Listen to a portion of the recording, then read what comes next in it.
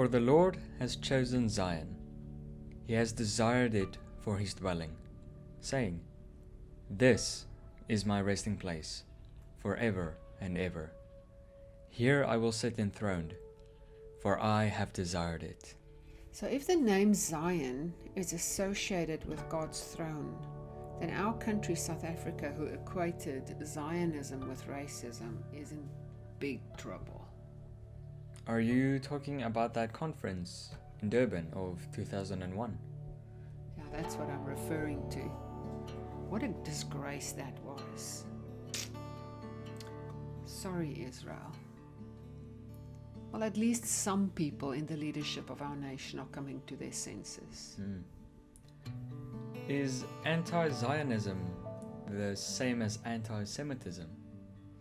Actually, Antishemi, that's the Hebrew, literally means the name. The people who are anti the Jews don't realize it, but the God of Israel feels very protective over them, and he takes that personal. But would you say anti-Zionism is anti-God's throne then? Or anti-his government? Well, here's my question to you. How can we as Christians say that we're for the Lord, for his rule, his authority, when we rebel against his book? I mean, how many times does the word Zion appear in the Bible? More than that, how does God feel about Zion, about Jerusalem, about Israel? Look here in my Bible how many times it appears here. Yeah, there are many other scriptures that refer to the mountain of the Lord, the house of God, which don't use the word Zion.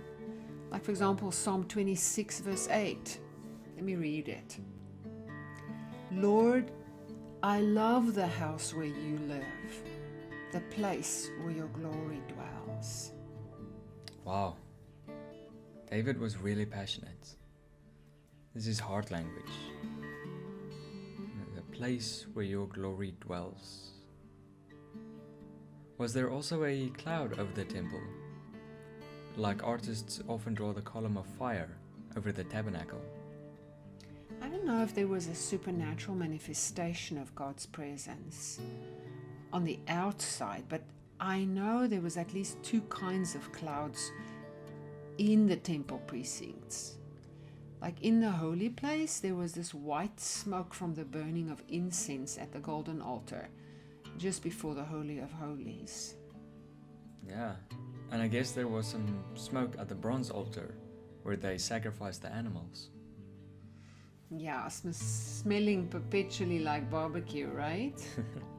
Yeah, and they would come 3 times per year, right? To Jerusalem, and from all over, for the feasts of the Lord.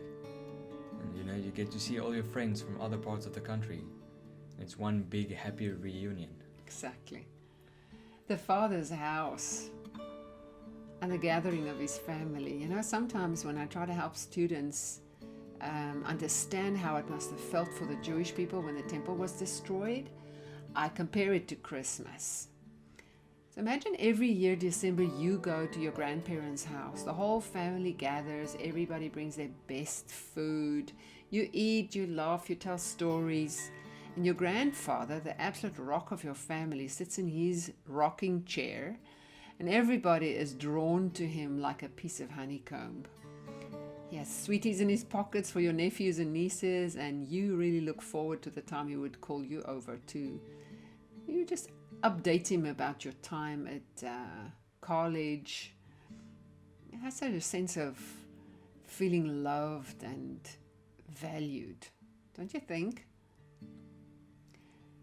Well, then one year you get the news that he has passed away.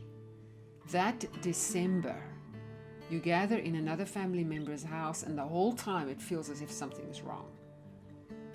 It's as if the central pole of your family's tent went missing.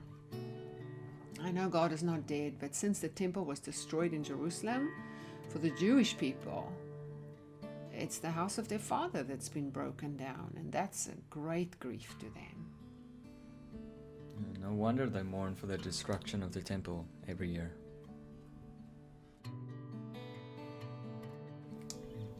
Yes, well, one last thing. When we did historical geography, we learnt about some ancient religions and their temples, and what struck me was that their temples were always very elaborate outside.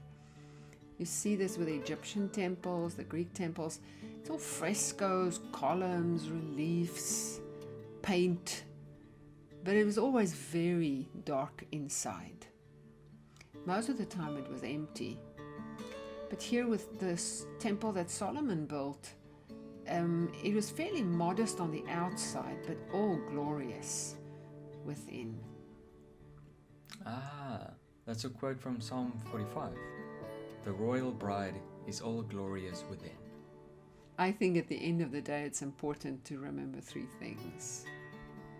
God is much bigger than a house built by human hands.